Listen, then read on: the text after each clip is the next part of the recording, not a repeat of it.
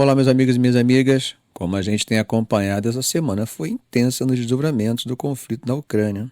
Os eventos estão levando a situação para um ponto crítico em uma velocidade que vai obrigar os caras a pararem para fazer aquela respiração abdominal antes de tomar a próxima decisão. Após Biden liberar os ataques MS para Zelensky usar, que a gente já conversou sobre qual seria a estratégia por trás dessa decisão, Moscou diz que, ao permitir isso, os Estados Unidos e seus aliados estão entrando num conflito direto com a Rússia. Como vocês lembram, na terça-feira, Putin aprovou mudanças na política nuclear que acaba diminuindo o limite para a Rússia usar armas nucleares em resposta a um ataque com armas convencionais. Ou seja, gente, parece que o sabre nuclear de Putin não deu resultado. E Kiev, autorizado, usou os Storm Shadow do Reino Unido para atacar a Rússia. Aí a Rússia passou para uma nova fase, usando um míssil hipersônico inovador que trouxe a guerra para um outro patamar.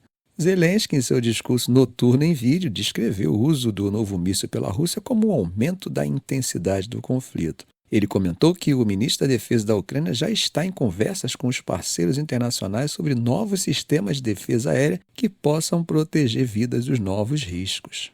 E aí Zelensky também falou que, quando um país utiliza outros, não só para espalhar terror, pontinho, pontinho, mas também para testar novos mísseis através de atos T, pontinho, pontinho, isso constitui um crime internacional.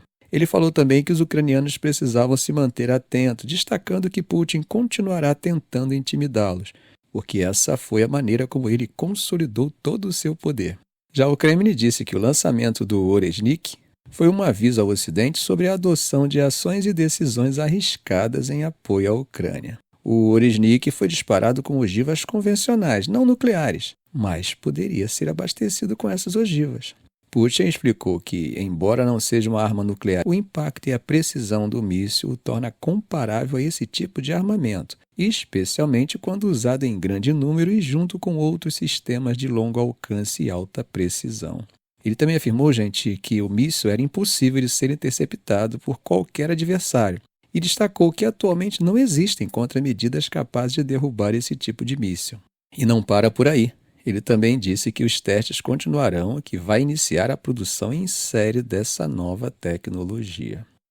Meus amigos, a situação está complicada, hein? E a OTAN está se preparando para uma reunião em que o novo míssil usado pela Rússia será o principal assunto da conversa. A Ucrânia está em um momento crítico. Até mesmo seu trunfo, Kursk, parece que está escapando de suas mãos. Uma fonte militar sênior ucraniana afirmou que a Ucrânia perdeu mais de 40% do território na região russa de Kursk que tinha tomado na incursão surpresa em agosto.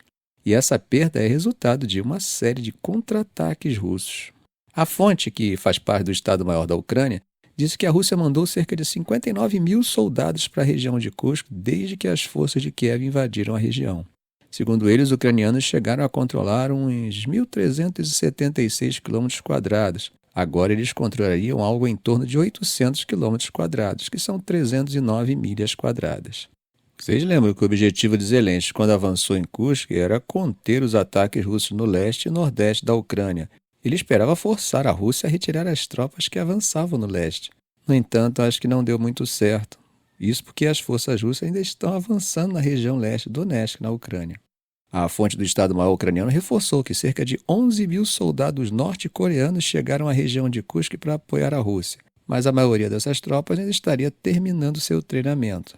Como vocês sabem, Moscou não confirmou nem negou a presença de tropas norte-coreanas na região. O chefe das Forças Armadas da Ucrânia disse em 11 de novembro que suas tropas sitiadas não estavam apenas enfrentando reforços russos em Kursk, mas também tentando reforçar duas frentes sitiadas no leste da Ucrânia e se preparando para um ataque de infantaria no sul. A fonte do Estado-Maior comentou que a região de Kurakhove era a mais preocupante para Kiev agora. Isso porque as tropas russas estavam avançando lá a 200, 300 metros por dia e conseguiram romper em algumas áreas com veículos blindados e defesas antidrones. A cidade de Kurakhove é um ponto estratégico importante para chegar ao centro logístico de Pokrovsk, na região de Donetsk. Bom, gente, segundo uma outra fonte do Estado-Maior ucraniano, no geral a Rússia tem cerca de 575 mil soldados lutando na Ucrânia nesse momento e pretende aumentar esse número para cerca de 690 mil. Agora eu quero lembrar vocês que a Rússia não divulga quantos soldados estão envolvidos nos combates, tá? Logo, esses números não são oficiais e nem foram verificados. O que sabemos é que, em desvantagem, Kiev tem focado em interromper a logística e as cadeias de suprimento russas, atingindo depósitos de armas e munições, aeródromos e outros alvos militares dentro da Rússia. Mas, como vimos, o uso do míssil balístico hipersônico pela Rússia, apesar de não ser suficiente para alterar a realidade, traz uma nova variável para o tabuleiro e complica o trabalho dos analistas que tentam antecipar as jogadas e os movimentos das peças. Bom, gente, mudando de assunto, o primeiro-ministro da Hungria, Viktor Orbán, que é conhecido por ser um pouco mais fora do padrão quando se trata de diplomacia, disse que vai convidar o Netanyahu, o premier de Israel, para uma visita.